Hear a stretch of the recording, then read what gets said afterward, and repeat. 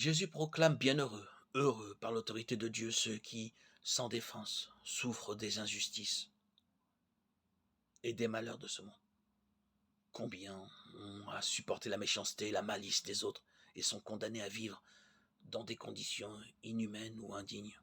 Combien sont persécutés ou persécutent les autres à cause de leurs convictions. L'attitude des hommes les uns vis-à-vis des autres n'est-elle pas inspirée à toutes les époques par la routine et l'indifférence, le besoin de se mettre en valeur, la vengeance, la peur, l'amertume et l'étroitesse d'esprit?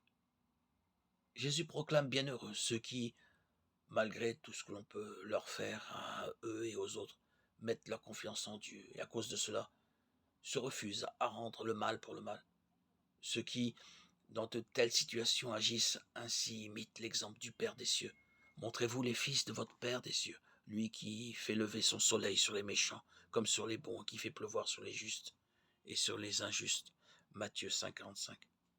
Jésus déclare bienheureux ceux qui, confrontés au mal et à la misère du monde, vivent et communiquent autour de la bonté et l'amour de Dieu. Travaillent à instaurer entre les hommes la paix et la réconciliation, se montrent miséricordieux. Par eux, Dieu lui-même intervient en faveur de ceux qui sont humiliés et outragés. Au jour ultime du jugement, leur confiance se trouvera justifiée.